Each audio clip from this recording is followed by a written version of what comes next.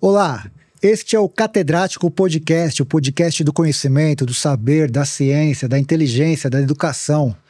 E o meu convidado hoje é o mais catedrático dos apresentadores de televisão, rádio e streaming. O cara estudou demais, cara. Ele vai falar de... Estudou, lançou livro, enfim. Vai falar de tudo aqui. André Marinho, cara. Que honra ter você aqui, André. Tamo junto, meu irmão. Obrigado pela moral, Rafael. Cara, você estudou demais, velho. Eu vi o seu currículo, e vi assim, pelo que eu entendi, tá? Boa. Você não planejou a priori tá onde você tá hoje, assim. Você fez cursos de relação exterior ou relações internacionais? Na verdade, não. Foi de ciência política. Ciências políticas, isso. Combinado com business, né? Empreendedorismo e negócios. Aqui no Brasil e lá fora. Lá fora, esse curso que eu acabei de descrever foi na Universidade de Nova York. Foi um período muito rico da minha vida. Diria até um divisor de águas. Ali por volta de 2014, 2015. E aí com todo o clima político eclodindo aqui no Brasil, e eu queria fazer parte daquilo, queria viver aquilo. Talvez a minha gênese enquanto observador político, e sim, já de antemão aqui, eu tenho esse vício que me acompanha, que é a política, né? Queria gostar menos de vez em quando, mas de acompanhar ali, de realmente estudar, de me debruçar. Eu acho que a política é um espetáculo apaixonante. E eu acho que tem essas duas vezes, né? Da política e do entretenimento, é muito, assim, o meu habitat natural, por assim dizer. E aí eu tive essa experiência que foi muito, enriquecedora para mim. E aí eu volto, estudei 3 anos e meio de Direito na PUC. Estaria mentindo para você se eu dissesse que eu tinha qualquer curiosidade intelectual maior em relação ao direito, mas pelo menos eu tive ali como uma espécie de, como eu sempre brinco, uma apólice de seguro. Vai que dá tudo errado, a carreira artística é recheada dessa imprevisibilidade, né? Tem que ter o conteúdo certo para o público certo, na hora certa. Então sempre foi, essa experiência que eu tive foi muito importante também. E acabei enveredando pela carreira artística de vez ali em agosto de 2019, quando o Pânico me contrata, me mudo para São Paulo e concluo ali na pandemia, no EAD forçado, né? O curso de Direito no Instituto Damásio. Mas, de fato, acho que teve muito do que as pessoas talvez me atribuam hoje, foi muito de estudo pessoal também. Não tem jeito, você tem que ter essa disposição para buscar fontes de fora. E também, não estou querendo dizer que eu sou autodidata, mas de certa forma não tem outra opção a não ser você ter essa voracidade intelectual e buscar referências de fora. Em linhas gerais é isso aí. E desde pequeno você era um cara que gostava muito de estudar e de ler? Sem dúvida, cara. Acho que isso aí é um hábito que eu cultivei desde cedo. Não por imposição de pais carrascos ou caretas ou super intelectualizados, pelo contrário, mas pais que sempre fomentaram isso, mas foi muito um desabrochar muito meu, muito natural, muito desde criança. E eu sempre tive prazer nesse sentido. E acho que, assim, da maioria dos bons oradores dos quais eu, tive contato, já entrevistei, ou pelo menos admiro, assim, invariavelmente eles colocam a leitura como talvez o ponto o diferencial deles, entendeu? Porque para falar bem tem que ler bastante, né, cara? Não o que tem jeito, você fala, isso eu sempre achei muito legal, cara, que tanto desde a época do Pânico, sim, tudo, você tem um vocabulário que não é comum ver na televisão. E não tô aqui puxando o teu saco. Não. Mas você fala umas palavras que a galera, muita gente, tem que buscar no dicionário, porque isso são coisas... Não, sem dúvida, Rafael. Acho que isso é até uma sina, né? Eu acho que eu tenho cada vez mais... isso me acompanha desde muito moleque, tá? Eu ia pro banheiro fazer minhas necessidades segurando daquele dicionário Aurélio, desde muito criança. Então acho que, sei lá, cada um com as suas esquisitices, essa é a minha, mas acabou, acho que o tempo... vai no banheiro, todo mundo que vai no banheiro lê. Alguma coisa para ler, né? Ainda mais nos anos 90 e início dos anos 2000. Mas de qualquer modo, acho que, isso foi uma excentricidade minha. Teve até um momento ali na época de escola que isso estava descambando para algo até meio esquizofrênico, vou ser muito sincero com você, ali no afã de querer suar, intelectual, diferenciado, eu estava enfiando os pés pelas mãos e só suando, imprimindo uma retórica e até uma escrita, ficava meio grotesca e forçada. Mas acabou que ainda teve tempo ali nos últimos 2 anos do ensino médio, acho que foi um esforço ali que eu tive que voltar para a terra, botar os pezinhos no chão, voltar para a base, afiar o serrote e saber, separar que muitas vezes a boa comunicação é você falar muito com poucas palavras, né? Então é isso é um exercício diário, tá? Cada um com seus obstáculos, seus desafios, e eu tento dar uma bela temperada nesse meu lado, talvez um pouco prolixo, e até um pouco, mais uma palavra aqui difícil, mas é grandiloquente, né? Sim. Acho que eu já pequei pelo excesso nessa frente, mas quem tem me acompanhado lá no Morning Show, que é a minha empreitada atual, tá sendo uma baita experiência, não tem jeito. Quando você tem a responsabilidade, até hoje eu me pego surpreso, sendo brutalmente sincero aqui com você, do alcance que aquele programa tem. E quando você percebe, como eu nunca me ouvi na rádio por estar lá ao vivo fazendo o programa, tem fãs ou apoiadores ou amigos que me mandam, sei lá, uma selfie no carro deles, no trânsito, ouvindo a Jovem Pan, e ali naquele momento você tem a dimensão do alcance que toda palavra que está sendo emitida pela tua boca tem. Sim. Então isso, enfim, acaba gerando um grau de responsabilidade imenso, e eu estou agora cada vez mais, eu acho que lapidando e achando o ponto certo de realmente ter esse grau de conversa e criar essa intimidade com a plateia. Claro que é um exercício constante, não tem jeito, mas tendo esse filtro, essa lente, isso foi uma mudança de paradigma na minha comunicação, acho. Sempre dá para ser melhor, pezinho no chão, mas acho que eu estou achando esse equilíbrio. E antes de chegar no André Marinho comunicador, vamos ainda no André Marinho no Antigo Testamento, Boa. Que é o lance ainda de criança, adolescente e tal. Na escola, assim, que matéria que você mais curtia, que você ia bem? Você chegou a repetir de ano, ficou de recuperação? Ou você sempre foi bom aluno? Sempre fui bom aluno, pequei ali talvez em matemática principalmente, nunca foi muito minha praia. Não digno de um acéfalo que não sabia e era sujeito... Uma soma simples você sabia fazer. Um pouquinho mais, vai. Mas passava ok em matemática, mas eu sempre amei história e geografia. Geografia, principalmente, sempre foi minha matéria, assim, que eu mais sempre amei, entendeu? Eu tive o privilégio de estudar em escolas bilíngues também, que tem uma educação bem completa, holística. Passei por exames internacionais ali que... Enfim, tem um padrão de um comparativo, né? Os critérios, enfim, transcende os 7 continentes, enfim, tem uma bateria intensa de exames ali. E eu me formei na Escola Britânica do Rio de Janeiro, no nem tão distante ano de 2012. E geografia, enfim, tinha uma espécie de Oscars dos alunos no final de cada ano, onde cada aluno ganhava o prêmio ali do melhor aluno para determinada matéria. E aí eu acabei ganhando ali no ano final de geografia. Confesso a você que eu batalhei muito por isso, porque eu já tinha essa obsessão por essa matéria desde há muitos anos, mas só ali no ano final que eu consegui esse reconhecimento, que na época ali foi uma consagração para mim, e também de melhor aluno atleta naquele momento ali, porque eu era muito envolvido com o futebol da escola, né? E aí, se for do curso, né, já indo avançando um pouco, do curso de ciência política que você Sim. fez nos Estados Unidos, né? Aquilo foi o que mudou, assim, foi o ponto de virada da sua vida? Foi assim, é isso que eu me encontrei aqui, dessa questão que você, naquele período, você conheceu vários atores políticos Sim. muito importantes, que eu acredito que devem ter mexido com a tua cabeça, né? Te inspirado, enfim, uma série de coisas. Como que foi essa vivência, né? Falasse um pouco do que você aprendeu nessa etapa lá, e do que você viveu, assim, e te mexeu a ponto, se é que, me corrija se eu estiver errado, de te transformar e virar esse cara um agente político, inclusive na televisão, né? Sim, sim, sim. Olha, Rafael, acho que quando eu me mudo para Nova York, eu estudei na Universidade de Nova York, ali fica em Washington Square Park, no bairro de Greenwich Village, perto do Sorro, mais ao sul ali da ilha, né? E eu fui num momento ali de, assim, profundos acontecimentos globais, assim. Eu sentia que eu estava ali meio que no centro nervoso, não só de Nova York, mas também do mundo, de certa maneira.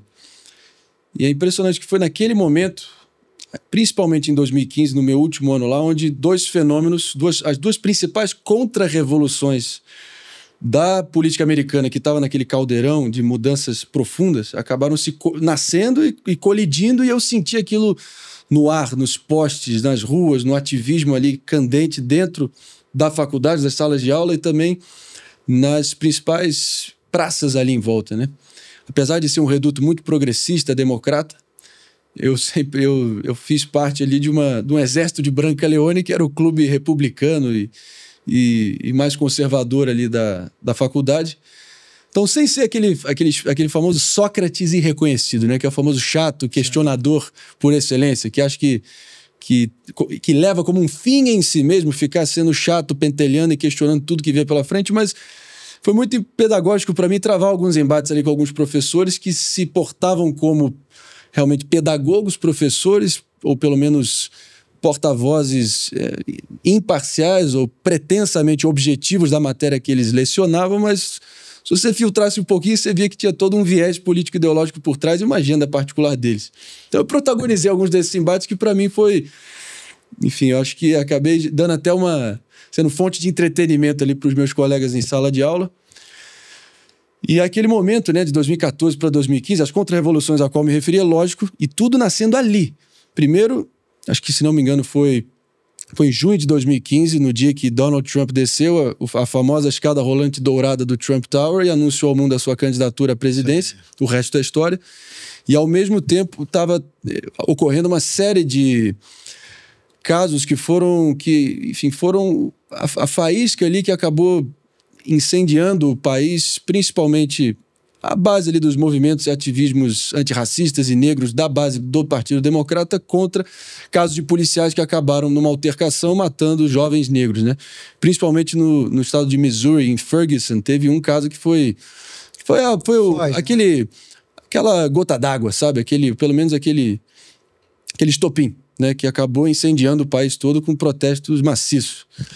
E eu via também como uma cicatriz muito aberta ainda no tecido social americano, ao contrário do nosso aqui, que apesar de ter sido nós aqui no Brasil termos sido o último país a abolir a escravidão, parece que as diferenças raciais e sociais são pelo menos mais apaziguadas ou pelo menos mais entranhadas. Então você concorda comigo que você não vê aqui no Brasil, comparado aos Estados Unidos, esse grau de tensão racial, por assim dizer. Até porque a mestiçagem e o sincretismo étnico aqui no Brasil é a regra, né?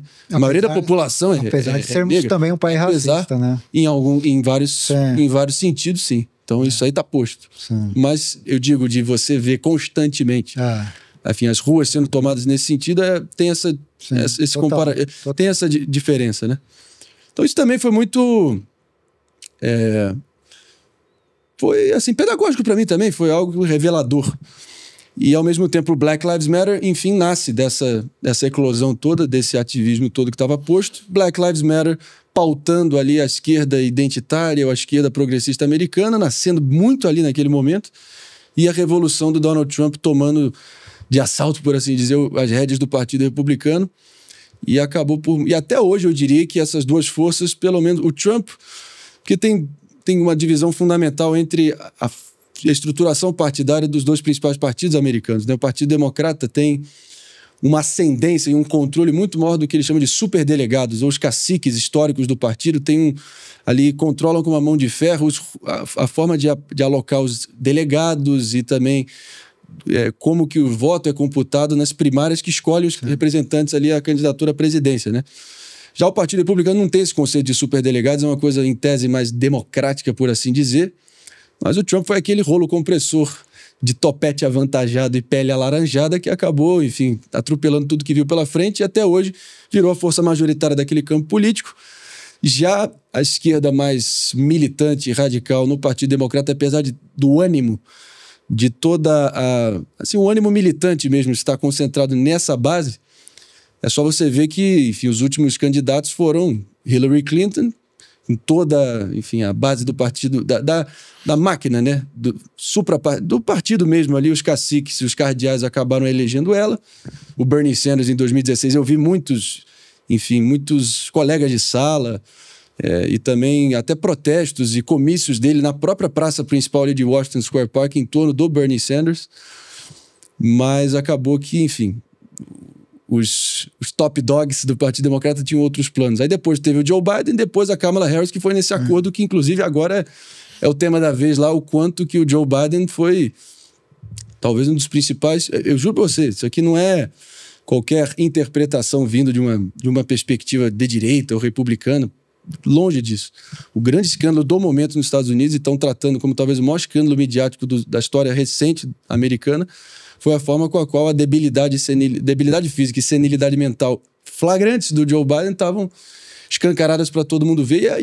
quando a quando o cerco começou a apertar, anunciou um câncer de próstata em estado avantajado ali no estágio 9, se não me engano, ou 10, que pressupõe na medicina que já tem muitos anos que ele estaria nessa condição, para ele poder já estar com esse diagnóstico. Ou seja, será que elegeram ali a pretexto de tirar e fazer renovação de poder e tirar o Donald Trump a qualquer custo, colocaram ali o Joe Biden, que prometia ser o candidato da transição, o retorno à normalidade democrática, né? O velhinho dócil septuagenário que voltaria aqui, acalmaria os ânimos, né, do país, mas acabou gerando a derrota fragorosa dos democratas e o Trump de volta aí ao poder. Então, é aquilo, né? Mentira tem perna curta, tem certas coisas que não mudam nessa vida. Você viveu lá e vive aqui, né? Como que você analisa o cientismo político de lá com daqui? Assim, dos comentaristas, jornalistas, das pessoas que trabalham e analisam o cenário político nos Estados Unidos com o do Brasil. Você acha que a gente está num nível bom? O dos Estados Unidos é um nível bom? Como que você vê isso? Eu acho que tem até um livro muito interessante, Rafael, chamado que é o Brasil, o País da Imitação. Eu fiquei conhecido até por esse dom das imitações, que é a minha veia bem-humorada que existe aqui dentro, com esses alter egos e vozes que moram aqui nas minhas cordas vocais. Mas, por acaso, nesse caso não tem nada a ver. Só que o Brasil já tem a tendência histórica, né, com certeza desde o século XX, pelo menos, de importar mal, tardia e porcamente as principais tendências americanas. Não tudo, tá? O debate acho que também é, né? O debate principalmente, as pautas principalmente. Mas eu digo, ao invés de talvez o melhor que restou da experiência americana, que é aquela cultura comunitária de você ajudar o seu vizinho, sabe? De você ter, enfim, um apreço à responsabilidade individual, a livre iniciativa e tal, e realmente os pilares do dito sonho americano. Acho que isso tem ganhado um eco aqui recente até no Brasil. Como você mostra aqui. Seu braço aqui nesse... Não, tô de olho. Tô de olho. Vou até jogar aqui pro lado um pouquinho. Tô de olho. Mas eu digo, o Brasil até pouco tempo a gente viu, enfim, casos virando cada vez mais comum de atentados em escolas, que era uma chaga americana que a gente vê acontecer aqui no Brasil. Sim. Aconteceu, enfim, no Rio de Janeiro, aqui no interior de São Paulo também, se não me engano, em Suzano, há poucos anos atrás. Até um ataque de, enfim, arma branca, faca ali em Santa Catarina, pouco tempo atrás também. Então, tem isso. Agora, o debate público é muito... Você vê que acaba espelhando muitas tendências americanas. Vide que, claro que com as suas particularidades e diferenças que são muitas, mas o próprio sistema de governo brasileiro, a tripartição de poderes, e a estrutura democrática brasileira foi absolutamente erguida com base no exemplo americano. Total. Fato.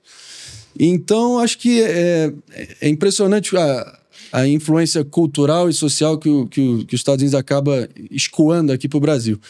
Agora, em termos da mídia em si, eu acho até que nos Estados Unidos, como essa pulverização político-ideológica, isso acabou, e os Estados Unidos capitalista do jeito que é, já há um bom tempo, pelo menos ali desde assim, para valer mesmo, acho que foi talvez ali no final do governo Bush, início do governo Obama, onde claramente a Fox News tomou uma proeminência muito grande ali no debate público, acabou fidelizando todo mundo que se considerasse, seja conservador ou republicano, sem mencionar os radialistas super populares que sempre, enfim, dialogaram mais com a base republicana. E, ao contrário, por outro lado, a grande mídia americana, os grandes consórcios midiáticos, sempre muito mais alinhados com a versão do establishment democrata ou progressista, e acho que essa tendência só se agravou. Eu acho que, pelo menos lá, as emissoras são mais abertamente ou ostensivamente francas com o próprio público delas, de que elas têm esse viés. Já aqui no Brasil ainda é uma coisa um pouquinho menos aberta, ou pelo menos não é tão... mais no subjetivo. Não, mas assim, no sentido de que você pode até tirar essa conclusão. Você pode até tirar essa conclusão pela linha editorial que você vê. E o povo não é bobo, como diz a velha sabedoria popular, e sabe diferenciar as coisas. Mas acho que lá a coisa é mais claramente dividida e abertamente dividida, sem pudor ou sem qualquer tentativa de escamotear isso. Já que no Brasil ainda é uma coisa que tem uma linha cinzenta, ou pelo menos as emissoras não são tão abertas nesse sentido. Eu acho que se tiver alguma diferença maior, acho que está posta nesse sentido do quão diretos são essas emissoras do que elas se propõem a fazer e entregar, né? E uma coisa rica na tua vida é isso, né, cara? Você estudou ciência política, você trabalhou em campanha, de certa forma, vai... Indiretamente. Indiretamente. Mas você vivenciou a campanha política e você hoje está na televisão, onde você analisa campanhas políticas, enfim, o noticiário, tudo ali que... O que isso na tua vida é importante porque você faz hoje? Viver todos esses lados assim, isso te dá mais... te traz coisas que muita gente não viveu, porque ou o cara é formado em jornalismo, mas nunca pôs o pé ali numa campanha, tal, ou viveu aquilo indiretamente, e tampouco estudou na academia, né? Sim, sim. É formado às vezes em jornalismo, mas não em... O que isso te enriquece na sua biografia, no seu trabalho como comunicador? E outra coisa assim, como que é, cara, viver uma campanha política e saber o que vai se comunicar para os veículos de comunicação, e hoje você, olhando os discursos políticos, você fala, isso aqui eu sei como que é, isso aqui... Porque é igual do jogador, você gosta de futebol assim como eu, é igual aquele comentarista esportivo que jogou futebol. Então o cara analisa sabendo, aqui ele podia dar um chutinho desse jeito, daquele, tem toda... É o sexto sentido. Exato. Né? É aquele faro mais aguçado para saber. Eu quero que tenha conhecimento de causa. Exatamente. Como que você analisa isso? Hoje eu tô com 30 anos de idade. Eu tô numa posição que eu, assim, genuinamente, assim, com muita humildade, acho que eu tive essa oportunidade que o Tutinha e o Marcelo me deram ali na Jovem Pan de estar apresentando um programa ao vivo, 2 horas, intenso, tendo que ter capacidade de improviso e ter jogo de cintura, e mesmo quando tem algum breaking news, saber dissecar isso e saber dar o enquadramento necessário para a notícia. Mas acho que cada vez mais eu tô tendo orgulho das minhas performances, não no sentido de ficar não é uma coisa autolaudatória, longe disso, até porque eu não tenho perfil para isso. Até porque é muito dia após dia. Você pode ir super bem num dia, hoje pelo menos a gente ficou, por mais que a Jovem Pan possa, comparativamente a concorrência, né, a Globo News nós temos o orçamento do La Coruña ou do Osasuna, e a Globo News tem do Barcelona e do Real Madrid. Hoje a gente passou meia hora na frente dos caras, que pra gente é algo digno de comemoração, é relevante. Mas amanhã é outro dia, não tem tempo para comemorar, não. Mas eu só estou fazendo esse preâmbulo aqui para dizer que eu estou com 30 anos agora, acho que eu estou sempre... O meu objetivo foi me consolidar na visão do grande público como esse apresentador multifacetado, comunicador. Eu acho que o Morning Show também permitiu a mim não fazer com que eu incorresse no mesmo erro que eu acho que eu incorri nos 2 anos e meio, em algum grau, tá? Não 100%, mas em algum grau, acho que eu mesmo me coloquei uma pressão muito grande, Rafael, de talvez me levar mais sério do que eu deveria. E isso acabou abafando a minha veia artística e talvez o que eu possa entregar de diferente e que eu não abro mão, que é minha obsessão mesmo, que é a sátira, né? É você pegar os grandes temas do momento e saber satirizar isso com uma ironia fina, sim, com um alívio cômico, e saber tratar essa loucura contemporânea do Brasil e do mundo com a leveza necessária pra gente rir e não chorar. Então, que é uma tradição do Brasil, né, cara? Mas por mais... Isso você acabou de tocar num ponto... Só fazer um parêntese rápido aqui. Isso, para mim, é uma das grandes tragédias modernas, é como o Brasil, celeiro do humor político, principalmente, nesses momentos de ares sensores pairando no ar, como é uma arte que está... Em extinção, né? Você falou que eu não gostaria de falar, eu prefiro... Me chamem de ingênuo ou de esperançoso, mas eu tendo a acreditar que isso é uma coisa cíclica e que isso vai voltar com força em algum momento. É muito longe, né? Você tinha Cacete e Planeta, tinha... Pasquim, tinha um monte de coisa que sempre foi assim, né? Uma tradição brasileira, né? Não, sem dúvida alguma. As pessoas dizem, mas no Brasil nunca teve polarização. As pessoas falam gente, a polarização, como se fosse uma tese de sociologia do Brasil moderno.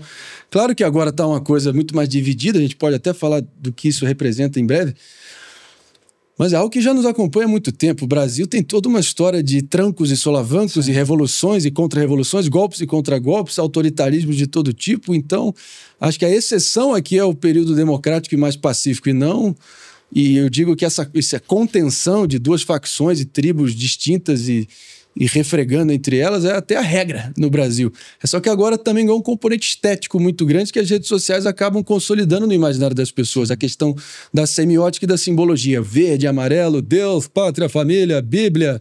E boi bala Bíblia contra funk, farra, favela e faz o L, picanha e cerveja. Claro que são só, enfim, símbolos aqui, mas isso é muito mais fácil porque o ser humano é carente de símbolos, de hinos, de cores e de um senso de propósito transcendente, né? Então, no momento onde você consegue eleger essas duas figuras carismáticas que acabaram canalizando tudo isso e encarnando tudo isso, fica muito mais fácil para o ser humano se identificar com isso e também serrar fileira com isso, né? Por isso que talvez a polarização parece mais intensa agora, mas a regra no Brasil é a contenção, é a divisão. Pelo menos é a minha análise. Mas voltando à tua pergunta anterior, eu acho que, enfim, na campanha a qual você se referiu, eu fui a testemunha ocular de capítulos assim alucinantes da trajetória do Jair Bolsonaro para se tornar o 38º presidente do Brasil. Foi uma relação episódica, na nossa cabeça sempre teve um prazo de expiração, por assim dizer. Ao contrário do que muitos dos meus detratores e críticos, e olha que eles existiram em números grandes ali, especialmente na época do Pânico, né? Que foi o momento onde me tornei uma voz dissonante depois de ter sido um aliado de primeira hora. Eu não vou nem falar por mim, porque eu não tenho essa pretensão, porque foi, sim, muito mais o nosso elo era o Gustavo Bebiano, que era braço direito, chefe de campanha do Bolsonaro. Ninguém me contou isso. Eu vi o próprio Bolsonaro apontar para ele e dizer, se não fosse por esse cara aí, jamais teria chegado onde cheguei. Eu prefiro acreditar que isso foi um lampejo de gratidão, porque tudo que se sucedeu foi um longo rastro de ingratidão. E eu não falo isso aqui de uma forma resignada ou ressentida, é só uma observação, uma constatação de como se deu. E, de novo, isso foi ali naquele período intenso, final de 2017. Eu conheço o Bolsonaro a primeira vez em 18 de dezembro de 2017, quando ele foi lá em casa, estava correndo o risco de ficar inelegível por aquele famoso dá que atira outra vagabunda, tudo merece ser estuprada para Maria do Rosário. Estava correndo com um passo bem célere no Supremo Tribunal Federal, então presidido pelo Luiz Fux. E acabou que Gustavo Bebiano e meu pai, o Paulo Marinho, por muitos anos já se conheciam do Rio de Janeiro, dos escritórios de advocacia, e meu pai acabou ajudando ali a montar um corpo jurídico que acabou, enfim, protelando, adiando, negociando, enfim, e acabou administrando aquela situação ao ponto que não deixou ele inelegível. E aí tem toda uma história que eu conto aqui no meu livro que eu lancei no auge da eleição de 2022. O Brasil não é uma piada, e o parênteses muito bem colocado no não, para mostrar muito bem essa dualidade, né? Você fala da campanha, né? Que eu falo, tem 2 capítulos que eu dedico ali, talvez o auge aí do livro, onde eu conto, onde eu dou ao leitor, ou pelo menos tentei dar ao leitor, aquela posição privilegiada de ser a mosquinha na parede. Ouvindo, saboreando, vendo, presenciando todos os momentos, assim, inacreditáveis de bastidores de toda aquela experiência e fazendo... Eu tomei um cuidado danado, cara, de realmente não... De primeiro, não me levar tão a sério ao longo do livro, de ser honesto ao extremo, de saber fazer humor, e fazer humor na essência, se você filtrar, Rafael, acho que para mim é você conseguir rir da tragédia alheia, mesmo que essa tragédia seja você mesmo. Sim. Ou seja, tive que sair do meu próprio corpo, observar aquela situação e satirizar aquilo em vários momentos. Mas muita franqueza, cara, e tem muitos detalhes aí que, enfim, só quem pôde viver, e hoje em dia, sendo extremamente sincero com você, a tua audiência aqui, eu consigo, com o passar dos anos, agora com uma visão mais branda, com destacamento, o distanciamento crítico que só o tempo te dá, cara. Só.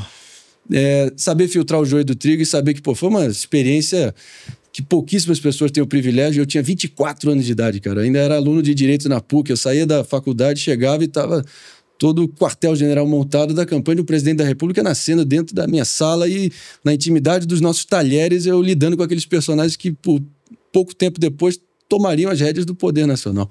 Então, para mim, foi um baita privilégio nesse sentido. Tudo que se sucedeu depois, principalmente culminando com a morte trágica do Gustavo Bebiano, que era um tio para mim, também conto no livro. Mas, enfim, acho que agora eu estou na posição onde eu gostaria de estar. Até porque, enfim, nos anos depois, né, digo, principalmente ali no Pânico, eu me tornei a voz dissidente, porque eu carreguei o caixão do Bebiano para o chão e foi um sujeito que morreu amargurado e muito injustiçado, né? E basicamente, se fosse apontar, foi muito ali da bateção de cabeça permanente do Carlos Bolsonaro, que é o único filho que tem o próprio pai tatuado no corpo e tinha ali uma relação quase de ciúmes patológico do pai e acabou, enfim, criando factoides e pretextos e alucinações para dinamitar o Bebiano e, por tabela, meu pai, que nunca fez parte ali do elo íntimo, isso excluindo, obviamente, o período que lá em casa, mas foi uma baita experiência nesse sentido. Hoje em dia eu consigo extrair o melhor daquela vivência, cara. Mas ainda voltando à tua pergunta anterior, porque eu acabei entrando em várias tangentes aqui. Todas, né, de viver. Não, sim, então isso foi fundamental nesse sentido, porque, claro, pô, você sendo testemunho ocular de momentos assim, onde você vê, enfim, uma campanha presidencial, segundo turno principalmente, porque depois da facada ele ficou basicamente restrito da casa dele até a nossa casa para as gravações e para as reuniões com os correligionários, né? Então, não foi para os debates, naturalmente. Então, aquilo ali, da mesma medida que parecia que a vitória sempre foi iminente, porque ali tinha... por mais que tenha gerado... Excluindo tudo que aconteceu depois, mas analisando friamente, eu acho que 2018 foi a última eleição onde pelo menos metade do Brasil, ou pelo menos aqueles 57 milhões de eleitores, pelo menos uma grande fatia dos 57 que o elegeram em 2018... votaram com valor afirmativo, pelo menos aquela esperança, por mais que tenha se provado vã e ilusória em algum grau, de que, pô, dá para mudar o Brasil de verdade. Vamos dar um dedo do meio pro sistema aqui e vamos canalizar tudo isso no Bolsonaro. E acho que o tempo provou que aconteceu o que a história já provou em vários momentos, instâncias e contextos diferentes, que quando você acaba juntando de várias forças díspares ou várias fontes de indignação que estão ali pulsando numa sociedade e acaba criando todo um receituário, ou pelo menos uma sequência de pautas que ali mobilizam esse eleitorado, mas tudo isso acaba encarnado numa pessoa, isso não se sustenta, porque o ser humano é falho, cara, e todo engenho humano é falho, e é difícil, né, porque a gente viu muitos... O nome do conservadorismo acabou, de certa maneira, cooptado por esse movimento personalista, né? Mas talvez o principal pilar do conservadorismo sempre foi o ceticismo, no sentido de que nenhuma pessoa, nenhum grupo de pessoas é capaz. Nunca foi, nunca não é e nunca será capaz de projetar uma engenharia social capaz de solucionar todos os problemas do mundo. E aí que acabou, enfim, agora a gente está vendo... De novo, o Brasil é um grande faroeste de autoritários, é o que eu costumo dizer, não tem santo nessa história, mas chegando agora, voltando para o momento onde eu tô, eu acho que eu tive que passar por aquele momento, porra, turbulento, de trocação, eu acho que mas o momento onde eu percebi que eu estava caminhando para uma direção que não me representava, até como eu não tinha controle das dinâmicas ali no Pânico, mas eu sabia onde eu estava pisando, não estou aqui me arrependendo, muito pelo contrário, eu participei daquele processo. Mas eu fui sendo colocado numa espécie de corner, involuntariamente, para ser aquela voz dissonante, e eu acabei protagonizando vários embates, inclusive indo às vias de fato, como um doido me atacou lá. Não. Mas quem acabou caindo no chão foi ele. Então. O que eu ia falar disso, assim, do Pânico, que você explode nacionalmente ali, né? Assim, principalmente, sim. Porque você começa a se destacar, e aqui não é criar polêmica, nada, mas eu sentia que, assim, por conta de todo o seu repertório, sim, intelectual, acadêmico, tudo, você começa a incomodar a mesa ali, a bancada, sim, não sei se é a bancada, a mesa, enfim, por conta das coisas que você falava, né? Porque chegou uma época que todo mundo passou a ser cientista político no Brasil. Isso é verdade. Né? O cobrador de ônibus, todo mundo, né? Começou a entender de política. É aquela famosa história de que hoje em dia tá mais fácil escalar os 11 ministros do STF do que a própria seleção. E é verdade. Né? E aí você, com fundamentação, com coisas que você estudou, até com a questão mesmo, você falou aqui você não pegou a carteirinha de advogado, mas você estudou 3 anos de advocacia, né? Não, eu sou formado. De direito. Sou bacharel em direito. E aí você na PUC e depois no Damásio. Isso, Damásio.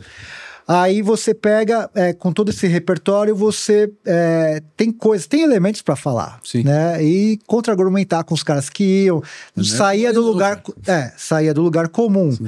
Mas aquilo passou a... Você percebe, eu percebia isso assistindo, eu falava assim, pô, o André tá meio que um estranho no ninho ali, porque o pessoal já te olhando meio assim. Aconteceu isso, assim, de ter uma certa ciumeira, porque a televisão, o meio artístico, é um meio de vaidade. A política também. Opa. Mas, aliás, até queria que você falasse, qual que é o mais vaidoso, assim, o meio político ou artístico? Mas ali vendo, assim, você sentia isso, assim, que estava, por você ter as suas opiniões embasadas, fundamentadas, com uma série de coisas que você trazia ali, não era no lugar comum, né? Não eram coisas que, tipo, qualquer um falava, né? Isso passou a incomodar e você falou de ficar no corner ali? Aí você realmente teria que perguntar para eles no sentido de do que eles sentiram. Mas a sua sensação? Sem dúvida, sem dúvida. Eu até menciono isso no livro, que aquilo parecia um samba de uma nota só e eu era aquela nota estridente, enfim, doendo aos ouvidos da linha oficial, entendeu? Eu comecei a tocar um som ali que, enfim, fugia da sinfonia que estava sendo regida naquele momento. Mas eu sabia disso, fui de caso pensado, mas eu ainda era muito verde, muito novo, mas foi muito necessário eu passar por aquele rolo compressor dando e tomando porrada. Meu santo padroeiro desde moleque sempre foi o Rocky Balboa. E eu me apeguei muito aquele famoso lema dele do 6º filme do Rocky Balboa, de 2006, que ele fala que o que importa não é o quanto você apanha, mas sim quanto você consegue apanhar e seguir adiante, seguir em frente. Então teve dias melhores, dias piores, mas enfim, o fato é que não tem jeito, o meu dissenso ali, a voz dissonante, de certa forma, virou o centro gravitacional do programa pro bem e pro mal. Mas é claro que o público estava sendo fidelizado pela emissora naquele momento, na esmagadora maioria, estava fidelizado ao então governo Bolsonaro, né? E aí, tendo aquele passado e passivo com o próprio presidente, tendo sido, de certa forma, o anfitrião por acidente da campanha vitoriosa dele, acho que o meu contorno pessoal agravava essa situação. Não tem jeito. Até porque eu conhecia a figura, como eu disse, na intimidade dos nossos talheres. Acho que uma crítica minha talvez tinha um peso a mais nesse sentido, por causa de todo o contexto anterior.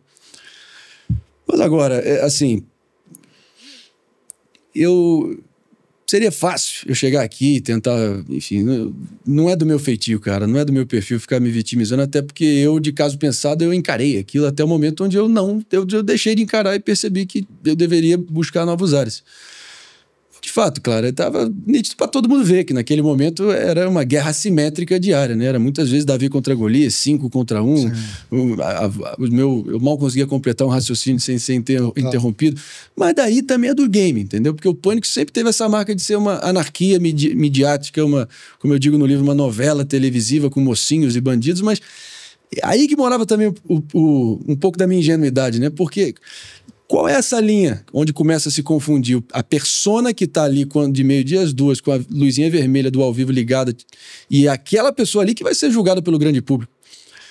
Mas, por outro lado, tem o artista em formação, o início da carreira e a reputação que eu estava começando a construir. E logo na largada você procurava meu nome no YouTube, não tinha nada.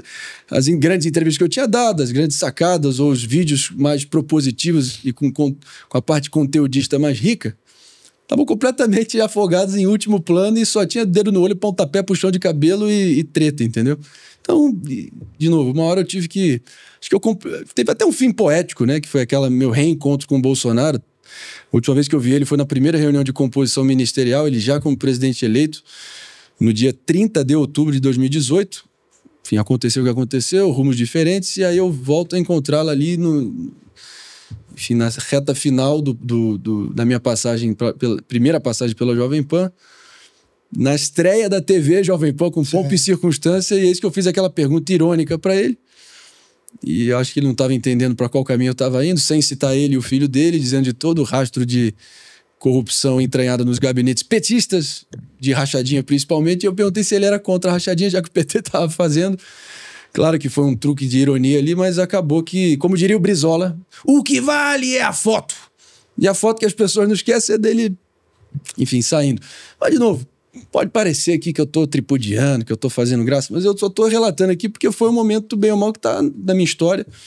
Foi, enfim, divisor de águas, mas hoje estou totalmente em outra pegada e, mesmo que tenha sido importante para o meu crescimento a nível pessoal e profissional, sensação de ter crescido 10 anos em 2, eu estou com outra proposta agora, até para mim e para quem me acompanha. Que a gente está falando de uma época que o Pânico era uma boa tribuna de política, né? Porque Sim. quase todo mundo da política ia para lá. Opa! Né? Acho que todos, inclusive, né? Sim. Candidatos, senadores, deputados, enfim. E na outra linha tinha o Morning Show também, que tinha os seus conflitos ali também por outras razões. Então eram dois programas que pulsavam no momento que a Jovem Pan estava respirando isso, né? E cada um de um jeito. E tinha uma certa rivalidade, não sua, mas dos programas em relação a isso. Como que você analisava esse tipo de coisa e por que tinha essa... Porque é muito louco isso, né? É a mesma empresa, mas de certa forma um cutucando o outro, né? Sempre... Assim, de novo, eu não tinha... Eu era só um integrante da bancada naquele momento. E eu também não vou falar pelo Emílio ou toda a produção do Pânico, mas um fato que está posto, todo mundo sabe, é como o Pânico ali, até brinco no livro, né, que o dono moral da rádio é o Emílio, dado que o Pânico existe quase como uma ilha ali própria. Claro que, enfim, respeitando em última análise aí a hierarquia e toda a parceria de melhores amigos que o Tutinha tem com o Emílio. Só tenho gratidão ao Emílio pela oportunidade que ele me deu e de eu ter me lançado. Mas, enfim, o Pânico existe quase com pouca ingerência externa, é uma ilha própria ali e é um grande carro-chefe da casa e, historicamente falando, acho que existe desde 93, né? O Morning Show, se não me engano, é desde 2012 na rádio, 2015 no YouTube e 2021 na TV, ou seja, 17 anos. Então também tem uma longevidade grande e já tem uma identificação grande com o público. Sim. Então, não cabe a mim fazer isso, mas eu lembro que Emílio ficava brincando. Pera lá, o Morning Choro, esses caras estão de brincadeira, pô. O que ele fala ou deixa de falar hoje em dia não compete a mim especular, eu acho que eu estou focado em fazer o meu trabalho lá no dia a dia, mas é um novo momento para a emissora, um novo momento até do país, e eu estou focado em entregar um bom trabalho, de questionar os consensos, de ser alguém que possa trazer essa leveza no meio de tanto tema pesado. E acho que pouquinho em pouquinho estamos chegando lá. E que te inspirou, cara, a escrever um livro? A lançar um livro, porque é uma tarefa também árdua, né? Colocar o seu HD interno desculpa o francês aqui, mas nossa, HD externo aqui, é uma forma de se expor, você está acostumado com isso, mas de falar coisas que estavam nas suas entranhas ali e colocar aqui no livro. Bota entranha nisso, Rafael. Mas, de novo, primeiro foi muita reflexão, meditei demais, assim, da melhor maneira de botar isso para fora, para realmente não parecer uma peça publicitária ou que ficasse uma coisa, como eu disse, autolaudatória, né? Ficar uma autolambeção, que isso aí o público farejaria na segunda página e já descartaria. E sim como uma espécie de cronista de tudo que eu vi e vivi naquele processo, a minha formação, do olhar que eu desenvolvi desde cedo, que acabou me levando a ser esse personagem curioso dentro do entorno do ex-presidente, naquele momento histórico. E aí isso é a primeira parte do livro, e a segunda parte, aí eu já me proponho a ser mais um palpiteiro, aí, um analista, um satirista dessa loucura contemporânea do Brasil e do mundo, e falo sobre os principais, enfim, pontos de discussão e do debate público, não só brasileiro, mas global, e tento propor sempre essa dualidade do Brasil ser, porque o Brasil da esculhambação, dos maus políticos, dos maus cidadãos, do cinismo que contaminou grande parte do país, aquela sensação fatalista de que isso aqui não tem jeito, de o Brasil cansa, de tacar a toalha, de ter perdido a capacidade de se indignar como tantas pessoas perderam, e não tem culpa alguma disso. Mas, por outro lado, sem cair também num ufanismo com óculos cor-de-rosa, ou óculos cor verde e amarelo aí, tá ok? Mas, sem dúvida alguma, voltar para a base. E aí que eu acho que é algo que é muito caro para mim, essa forma de como como diferenciar o patriotismo legítimo, que não sirva de um pretexto para você dizer que ama o próprio país, mas para odiar o país alheio ou dos outros. Não um nacionalismo xenófobo, tacanho, ultrapassado, mas sim qual é o patriotismo legítimo, diferenciar isso da patriotada de fetiche, né? E de Copa do Mundo. Não é só porque você, enfim, se reveste de uma bandeira do Brasil e bota um meme de uma bandeirinha do Brasil chorando, vertendo uma lágrima, que você ama mais o seu país que qualquer um que vive isso aqui. Então é muito na linha de tentar, no final, ter uma mensagem um pouquinho alvissareira. Eu sou 1000% adepto da linha do Ariano Suassuna, que é do realismo esperançoso, né? Ele que cunhou essa frase, né? Que O pessimista é um mal informado. O pessimista é um chato, o otimista é um tolo, bom mesmo é ser um realista esperançoso. Outras palavras com o mesmo efeito. E acho que com essa lente, esse filtro, eu acho que tem sido um norte para mim em toda a minha atuação nos últimos anos. Mas é lembrar, cara, isso aqui, querendo ou não, também me apoiando muito numa frase do Tom Jobim, que ele fala, né, que viver no exterior é bom, mas é uma merda. Viver no Brasil é uma merda, mas é bom. Porque essa aqui, querendo ou não, com todos os poréns e 1001 pesares e chagas e problemas crônicos, cara, é o lugar onde a gente nasceu, viveu, tem a nossa família, as nossas raízes, colecionamos as nossas memórias e onde a gente vai morrer. Então tem um inegável senso de pertencimento para o lugar, a terra onde você vive todas essas experiências. Então eu acho que se a gente voltar para esse enquadramento aqui, para essa noção, eu acho que isso acaba que as pessoas aí sim começam a viver a experiência do Brasil, viver no Brasil e não viver do Brasil, que nem muita gente acaba vivendo, né? Especialmente uma fração podre da nossa elite que eu conheço bem por ter talvez convivido com ela por muito tempo, desde criança, né? Acho que isso até volta num ponto sem nó que ficou da pergunta anterior, né? Eu não tenho nenhum pudor aqui em falar não, tá? Eu tive o privilégio desde cedo de ter um pai muito bem relacionado, de ter, enfim, vivido em Brasília 2 anos, quando ele foi presidente do Jornal do Brasil, da Gazeta Mercantil, quando a disputa ali, o Globo e Jornal do Brasil era a principal disputa ali no mercado jornalístico brasileiro.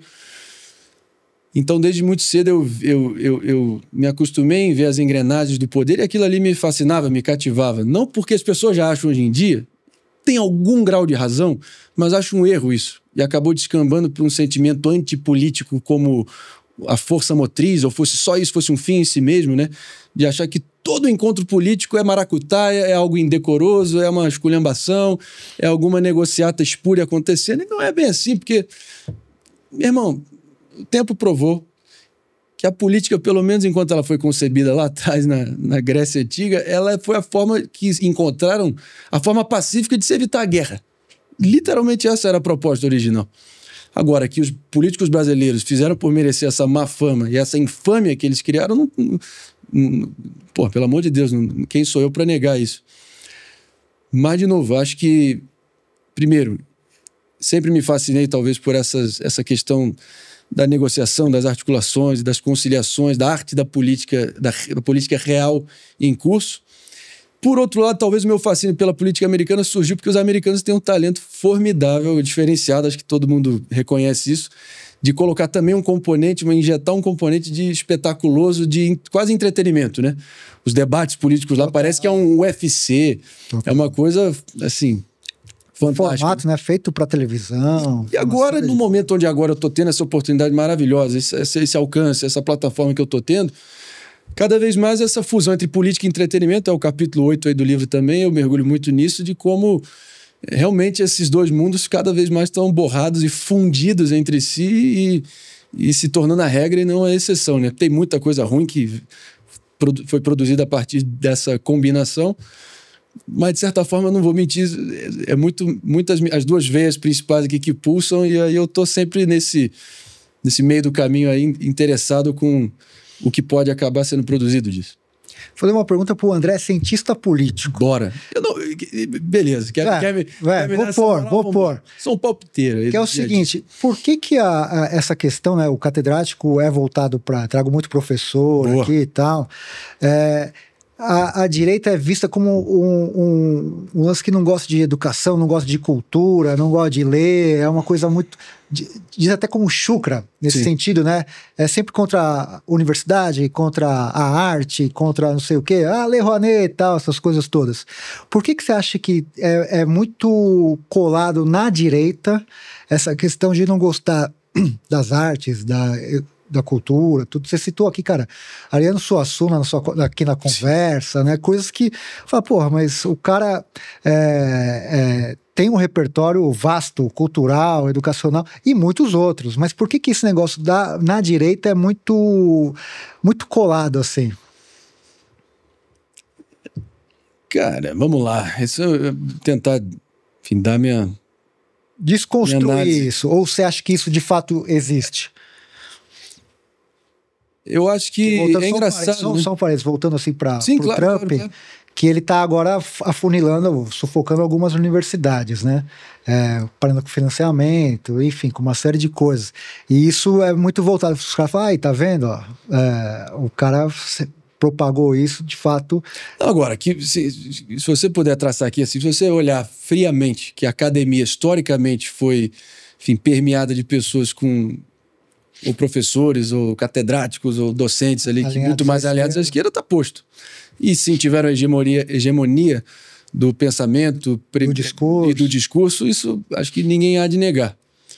A tal direita no Brasil, de novo, mal, tardio e porcamente, mas acabou surgindo no Brasil de um movimento muito espontâneo, orgânico, difuso, de repulsa ao PT, e as influências da inteligência da direita americana, aos poucos entrando aqui num grupo muito associado ao olavismo, né, que trouxe um verniz intelectual e teve a sua contribuição naquele momento, mas acabou sendo instrumentalizado por operadores políticos fundamentalmente picaretas, entendeu? Que acabaram, enfim, instrumentalizando essa onda anti-intelectual e trazendo isso como sinônimo de, não, isso é autêntico, isso é o brasileiro real, entendeu? Uhum. Quando não está longe de ser assim.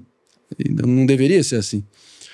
Agora, tem até a frase, né, que por muito tempo foi repetida no debate público americano, né, que o sujeito que eles chamam de liberal, mas é progressista, esquerdistas no contexto americano, né? O esquerdista americano acha que todo conservador é do mal, enquanto todo conservador americano acha que o esquerdista é um estúpido. Eu acho que talvez essa tendência pode até ser um pouco invertida ou não, a depender do seu ponto de vista aqui no debate público brasileiro.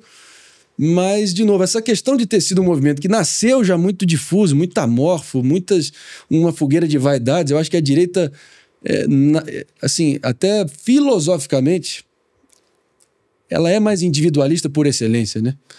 A pregação da direita é muito mais individualista e a esquerda coletivista de hegemônico, né? Então, talvez por isso, quando é algo individualista, talvez tenha uma multiplicidade de ideias ou muito cacique para pouco índio, vai?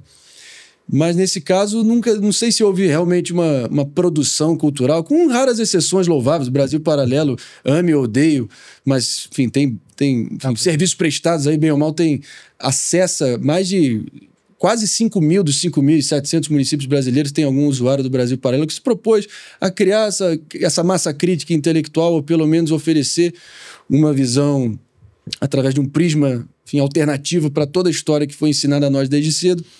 Eu mesmo me peguei muitos anos depois, olhando para os meus professores de português na época do ensino médio, que eu amava de paixão, mas percebendo só depois com as referências que eu consegui cultivar sozinho e também na faculdade, com a minha curiosidade intelectual, vendo que, no fundo, aquilo ali tinha uma agenda velada, subrepetícia, ali bem, sabe,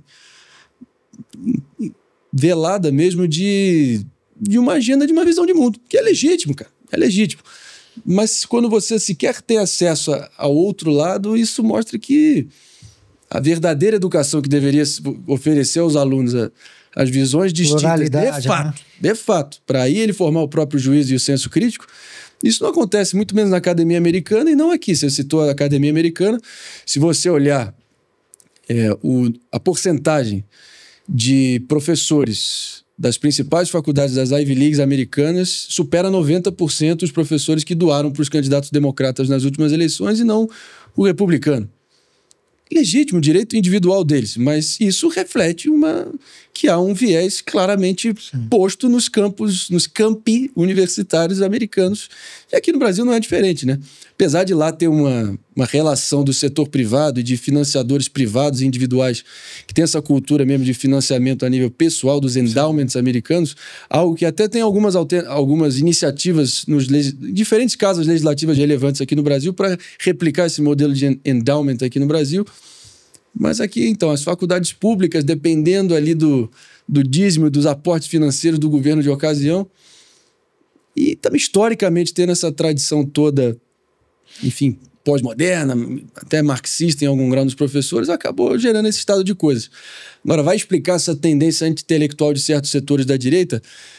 Eu acho que a direita brasileira, ela nasceu subversiva, nasceu ali daquele grito primitivo da jornada de junho de 2013, acabou, enfim, passando por mutações, impeachment da Dilma, explodiu e canalizou no Bolsonaro, que, enfim, Eu vi todo aquele processo, participei dele, tem seus méritos, ele tinha um sexto sentido muito diferenciado para falar com o povo que o povo queria ouvir, sentiu o pulso do país com precisão, mas é um meme que virou presidente, né? E o meme é você saber... O meme é a antítese de algo do conhecimento profundo e denso. Tem seus méritos, imageticamente falando, politicamente falando, foi talvez o fator X que levou ele à presidência. Mas daí dizer que o Bolsonaro projeta alguém que realmente fomenta isso, ou estimula isso, não, né? Né? Não. E acabou, enfim. Qualquer movimento político é tão bom quanto o seu líder, né? É o líder que acaba, enfim, ditando mais ou menos como é que o séquito dele vai se comportar. E falando assim, a gente já tá chegando na reta final do... Falei pra cá. Alô, galera. Mas isso é bom, cara. Entrevista muito bacana. Mas o top 3 de várias facetas suas. Opa. Eu sei que você vai fazer fácil isso. Vamos lá, você gosta muito de futebol. Boa. Top 3 dos 3 maiores times do Brasil, segundo André Marinho. Vamos ver. Claro, Fogão, Botafogo de Futebol e Regatas, de Garrincha, Newton Santos e atual campeão brasileiro da Libertadores. Tem que colocar, acho que o São Paulo é diferenciado, né? São Paulo é brabo. 3 mundiais, não é isso? 3 mundiais. Eu não vou dar nenhuma moral pra nenhum rival, não. E eu vou botar o Santos de Pelé, não tem jeito. Uhum. O top 3 de políticos, não os maiores políticos, mas os mais comunicadores. Aquele que você via no debate e falava, cara, esse cara tem uma oratória. Sabe aquele encantador de multidões? Os 3 que certamente mais me inspiraram a nível retórico e que eu mais estudei profundamente, assim, obsessivamente, alucinadamente, foram 3. Um que, enfim, claro, Ronald Reagan, 40º presidente americano, o ator que virou presidente, foi governador da Califórnia 2 mandatos, ganhou a alcunha de The Great Communicator, o grande comunicador. Sujeito que morre na biografia dele com uma alcunha dessa, com um apelido desse, é porque realmente não era pouca coisa. Era pouca coisa. Cumpriu o ciclo dele aqui. Ele tinha um hábito que eu também trouxe para mim desde 2017. Eu acho que para mim também foi a coisa mais importante que eu fiz. E fiz disso um hábito. Para fazer o hábito tem que começar, vai sentindo e vai repetindo em sequência. Isso já entra no piloto automático, que foi criar, assim como ele tinha um acervo que está preservado na biblioteca presidencial dele na Califórnia hoje em dia, de várias cartelas com piadas, aforismos, sacadas, ditados, sabedorias populares, até algumas, e tudo escrito à mão, né? Então eu também tenho uns calhamaços lá em casa, onde eu já venho nesse sentido há um bom tempo. Depois Ciro Gomes, sem dúvida alguma, a minha imitação preferida, repare bem, meu estimado Rafael Spaca, tá aqui chamando essa minha versão neoliberalóide topetudo aqui para falar suas groselhas aqui no teu programa, pera lá só um pouquinho. Então o Ciro, que eu desenvolvi uma amizade com ele, com a Gisele, esposa dele também, apesar de nunca ter votado nele, ter, enfim, eventuais críticas de cunho político e ideológico, mas é a figuraça e é um cara que eu, sem problema nenhum, e dane-se aí para as tribos políticas que se sentiram ofendidas, enfim, a pessoa que sempre me tratou com um respeito imenso e não poderia ser diferente. Foi o personagem aqui da política nacional que eu sempre mais estudei e gostei de fazer essa imitação, até porque imitação tem aquilo, né? Ou você desenvolve sozinho, você vai ali para a oficina, vai observando, lapidando até você ter o momento eureka e achou. Ou tem o caminho mais fácil que não é tão gratificante, que quando alguém já achou esse DNA, já decodificou a imitação, e aí você faz uma imitação da imitação. Pode até ter sua versão, mas você não teve a paternidade, vai. Com o Ciro foi o contrário. Aí essa sim foi ali depois de assistir obsessivamente todas as sabatinas da pré-campanha de 2018, foi aí que acho que eu encontrei a figura. Que secou o cara. Maravilhoso, até a gente jantou ano passado e eu fiz uma pergunta que estava entalada aqui por muito tempo, Rafael, que foi: pô, Ciro, seja sincero aqui, se não for o caso, não tem problema nenhum, mas é porque ali, se não me engano, na eleição de 2018, que foi a terceira eleição que ele participou, ele participa em 94, 98, 2018 e 2022, certo? Ele criou um podcast, né, chamado Repare Bem. Repare Bem. Porque eu percebi, E eu que tinha percebido esse repare bem, que é quase um conectivo que ele usa para transicionar entre um raciocínio e outro. Ou pelo menos começar um raciocínio para dar ênfase. Né? Repare muito bem aqui, meu estimado Rafael Spaco, que estamos aqui nessa bela produção televisiva, midiática da nova modernidade ele pensando tecnológica ali, aqui, com essas belas canecas aqui posicionadas, e você é um fascista, filho da puta. Então, aí eu perguntei, Ciro, você deu aquele nome do repare bem, porque a partir da minha imitação, ele falou, mas é claro, como não? Foi você que percebeu essa loucura. Porque é aquela coisa que o próprio imitado, o alvo nem percebe que fala. Né? Não percebe de linguagem, de uma certa... Exatamente, não percebe. E aí, terceiro, que apesar da vida pública dele, dos muitos erros, enfim, que até hoje ele paga por isso, mas sem dúvida alguma, enfim, até... Eu tive professor na época de faculdade também, de escola, que me chamavam de Mini Fernando Collor. Minha gente querida. Então o Collor é o meu malvado favorito aí, nesse departamento de retórica e oratória, que muita gente atribui a ele, fora a estampa, a pinta, aquela coisa da renovação e primeiro presidente eleito ali na Nova República. Mas, sem dúvida alguma, a retórica dele, por mais que ele tenha um vocabulário até... chega a ser caricato em alguns momentos, é rocambolesco, como falam, né? Gorduroso. Quem faz cambalacho é cambalacheiro, né? Collor. Lembra? Minha gente querida, estes hebdomadários, este apedeuta que se intitula jornalista, esta pantomima, uma patuscada, um sonho de uma noite de verão. Aquela coisa toda, mas eu sempre amei esse personagem, estudei demais também e... Eu poderia vir aqui com uma resposta que não fosse tão polêmica, mas dane-se, é verdade, pô. É porque eu mais estudei: Ronald Reagan, Ciro Gomes e Fernando Collor. E top 3 humoristas, caras que você assistiu ou conheceu depois, mas que te fascinam. Brasileiros, americanos? Se puder ser brasileiro, melhor. Melhor pra dar moral pra tropa aqui. Jô Soares, sem dúvida alguma. Segue sendo a minha maior... referência do que, enfim, a médio e longo prazo que eu miro eventualmente ser, cara, porque acho que ele conseguiu ser popular ao extremo, sem perder a elegância dele, ou sem perder ali a essência dele de um cara mais refinado. Então, acho que é sempre uma baita de uma referência que eu miro. Você tem muito mesmo do Jô, cara. Porra. De fato, não, de fato. Pouco em pouco. Tem que comer muito arroz com feijão ainda. Na Suíça, tem uma série de coisas. Mas ele, sem dúvida... escreveu livro. Mas ele chegou lá. Comunicador, entrevistador. Aí, gênio, né? Humorista. Outro nível. Eu tenho o diretor dele de toda a saga ali, SBT Globo, que é o Willem Van Vira. Eu tinha um grande amigo meu também. A gente esteve junto ali na missa de 7º dia do Jô. Então, meu pai foi muito amigo do Jô, principalmente do filho dele, o Rafael, que se foi há um bom tempo também. Meu pai levava o Rafael ali porque meu pai tinha até uns cavalos, umas mulas ali no Jockey Club, e aí levava o Rafael, que era fissurado para ver o hipismo ali no jockey, e meu pai por muito tempo foi esse amigo do Jô que levava o Rafael, que tinha um espectro de autismo forte, né? Então tem essa relação até de antes. Eu não tive o prazer de conhecer o Jô, tragicamente. Depois, humorista, cara, vamos lá. O cara que me faz rir, assim, de verdade... Maurício Meirelles, cara, eu vou puxar o saco aqui de um cara que virou meu amigo de farda e de camisa. O último ano a gente se esbarrou em todos os jogos do Botafogo na Libertadores, não só no Allianz Parque, no Palmeiras, nas oitavas, até na pré-Libertadores, lá em Bragança Paulista, a gente viu o jogo um do lado do outro, que eu esfreguei a minha cara naquela baba do Maurício, de comemorações alucinadas, não tá escrito, mas ele tem muito um timing assim que me pega muito, e eu vou botar aqui, eu tenho que dar moral, porque talvez o cara que eu mais, assim, que mais me inspirou por um bom tempo, eu acho que consegui, até hoje é o cara que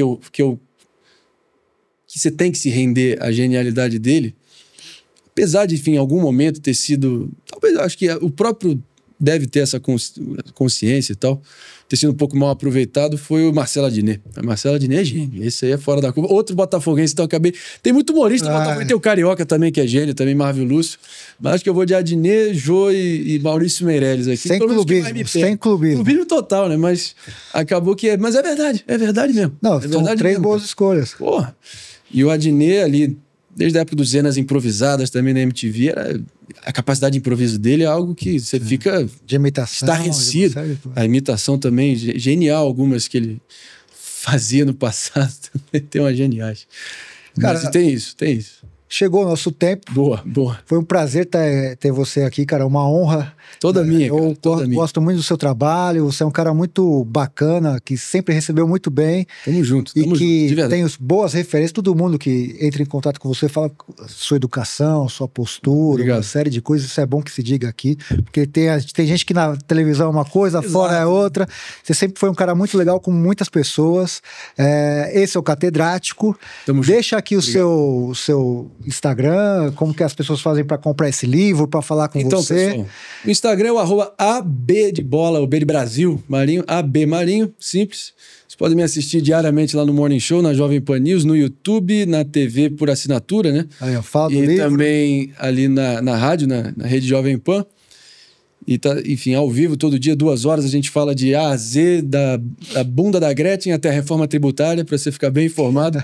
A sua dose matinal de informação e entretenimento, como eu coloco lá. O livro que eu escrevi, até hoje, fico muito humildade, pelo menos eu tenho o livro como assim, a obra que eu mais me orgulho, né? Acho que foi um momento que eu precisava fazer um acerto de contas comigo mesmo, precisava extravasar isso, coloquei no livro, acho que acertei no tom. E acho que até hoje está valendo. Tem muitas coisas que eu contei aqui que até hoje são pertinentes. O Brasil não é uma piada. Esse parênteses muito bem colocado entre o sarcasmo e a esperança, né? E vocês podem acessar na Amazon principalmente ou qualquer livraria virtual. E nas principais livrarias do Brasil, eu imagino que ainda tem, apesar de ter tido uma boa performance nas prateleiras. Olha que eu venho pensando nisso. Será que o mundo não é uma piada? O Rio não é uma piada? Eu fico pensando, talvez, falar do meu amado e armado Rio de Janeiro. Ou até do planeta, mas também aí fica... Várias possibilidades. Posso perder a linha aí, mas, Rafael, tamo junto mesmo. Cara, obrigado pela moral, pela deferência e conte comigo. Esse é o Catedrático Podcast, é só aqui. O André já deu várias entrevistas, mas você viu o recorte, cara, que a gente fez? Da educação, da formação dele. Errei, troquei as bolas, falei de relações internacionais, mas é outra coisa. Mas é isso. Obrigado pela audiência. Siga a gente no Instagram e até o próximo Catedrático. Valeu!